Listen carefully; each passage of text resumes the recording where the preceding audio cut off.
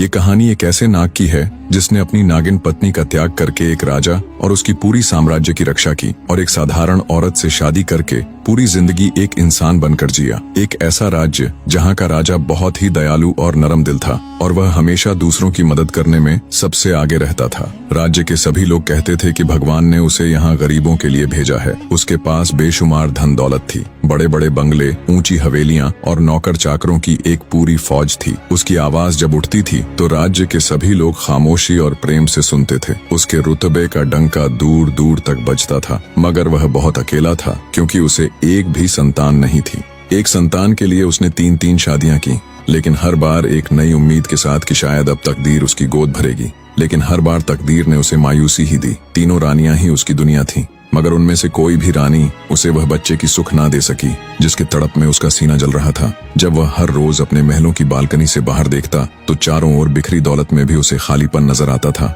वो हर वक्त सोचता कि अब क्या होगा, मेरे बाद कौन संभालेगा यह जायदाद, यह नाम और इज्जत, कौन मुझे पिताजी कहेगा। यह सवाल उसकी रातों की नींद और चैन सब छीन लिया था। वो किसी और राजा जैसा घमंडी नहीं था। उसने औलाद की सुख पाने के लिए हर रास्ता आजमाया, मंदिर मंदिर जाकर दुआ मांगा। कई बाबा हकीम भी कोई रास्ता नहीं निकाल पाया। उसी उम्मीद में दिन बीतते गया। उसके दिल में अब भी एक रोशनी थी कि शायद कभी तो उसकी झोली भर जाएगी, लेकिन ऐसा नहीं हुआ। उसके ही राज्य के एक कोने में एक छोटी सी झोपड़ी में एक और शख्स रहता था जिसका नाम था कालवीर। वह एक ऐसा जादूगर था जिसका नाम सुनते ही लोग अपने दरवाजे बंद कर लेते। वह बहुत ही चालाक था। उसके पास लोगों को अपने वश में कर लेने वाली बातों का जादू था, मगर उसकी किस्मत उससे हमेशा रूठी रहती थी। उसके पास हुनर तो था, परंतु जेब हमेशा खाली रहती थी। वो हमेशा दुखी रहता और अपने दिमाग में हमेशा कुछ न कुछ सोचता रहता था। लेकिन दिन ब दिन उसकी हालत खराब होती जा रही थी और उसे कोई ऐसा रास्ता नहीं सूझ रहा था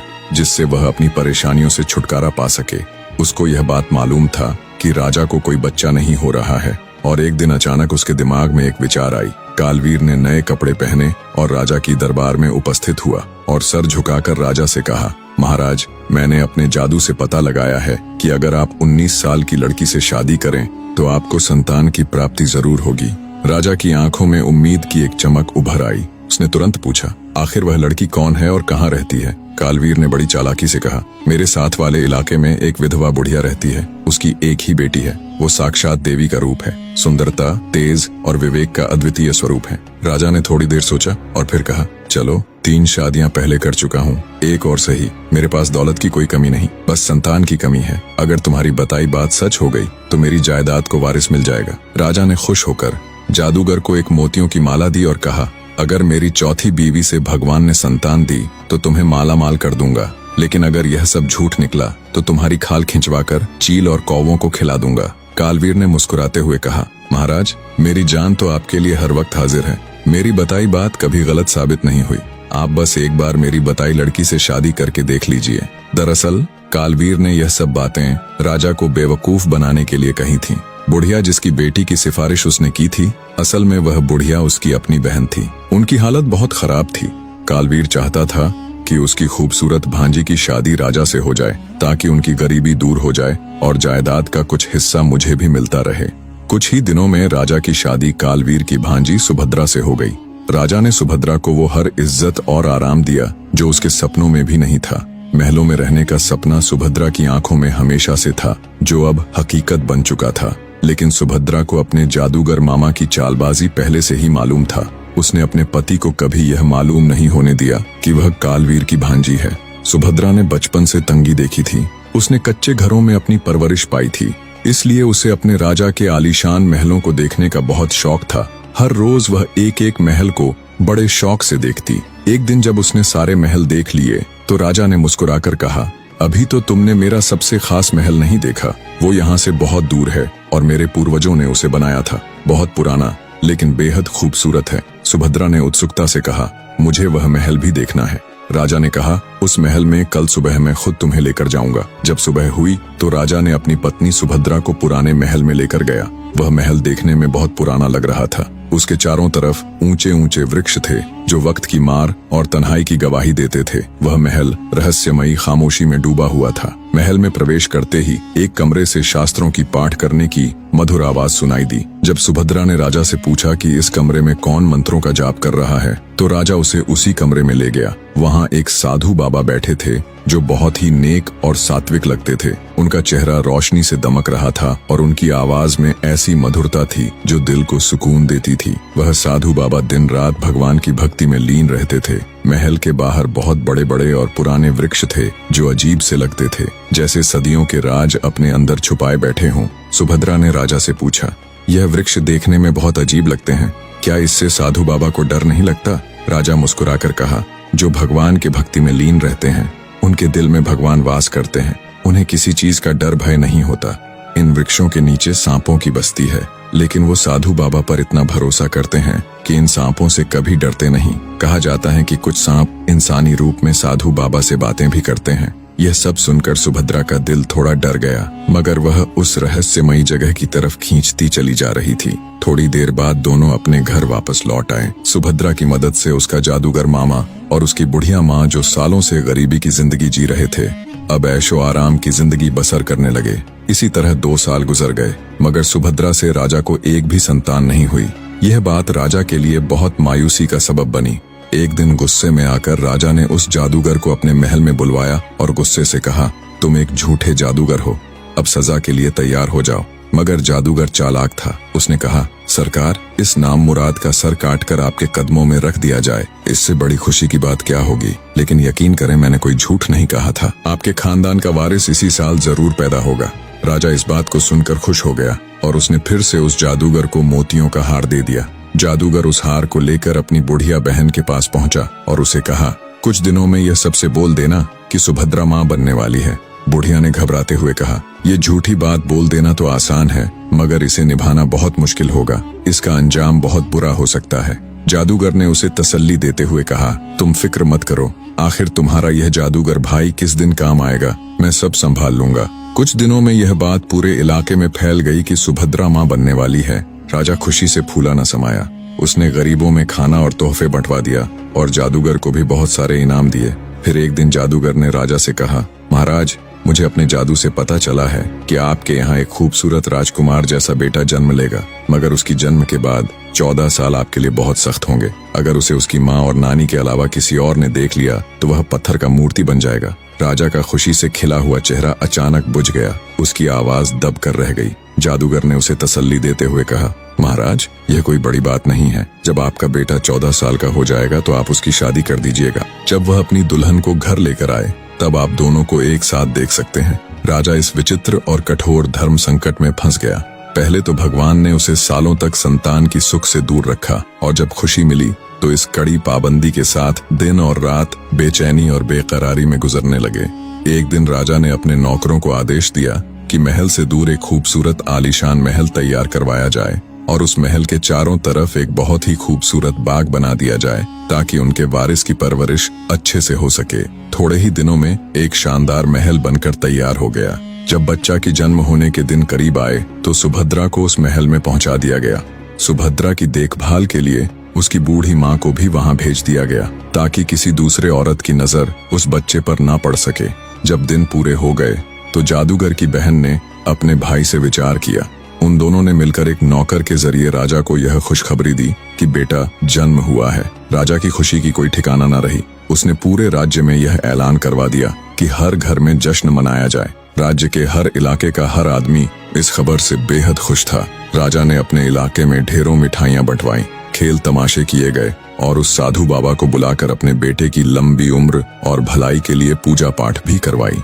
कई दिनों तक गरीबों को खाना खिलाया गया, उनकी जरूरतें पूरी की गईं, कैदियों को रिहा कर दिया गया और राज्य के ओहदेदारों को तरक्की देकर उनके ओहदे बढ़ा दिए गए। इस सारे जश्न को देखकर जादूगर अपनी चालाकी और चालबाजी पर बड़ा फक्र महसूस कर रहा था। उसने अपनी बहन और भांजी से कहा कि तुम लोग 14 साल तक आराम की जिंदगी गुजारो, उसके बाद अगर यह राजा जिंदा रहा तो मैं अपनी कोई नई चाल चलूंगा। जादूगर अक्सर अपनी भांजी सुभद्रा से कुछ न कुछ लेता ही रहता था। अगर उसे कोई खास चीज की जरूरत होती तो वह सुभद्रा से कहकर राजा से मंगवा लेता। इस तरह उसने अपनी सारी जरूरतें पूरी कर ली और अपनी परेशानियों से आजादी पा ली। सुभद्रा और उसकी बूढ़ी माँ कभी कभार राजा के महल में उससे मिलने जाया करती थीं और उसके बेटे राजकुमार दक्ष के झूठे किस्से सुनाया करती थीं। वे उसकी खूबसूरती और समझदारी की तारीफें करती और राजा उनकी बातें सुनकर अपने बेटे को देखने की ख्वाहिश में ठंडी आहें भरता, लेकिन वह मजबूर था, अपने बेटे को देख नहीं सकता था। कई साल इसी तरह गुजर गए। जब जादूगर के बताए हुए 14 साल पूरे होने को आए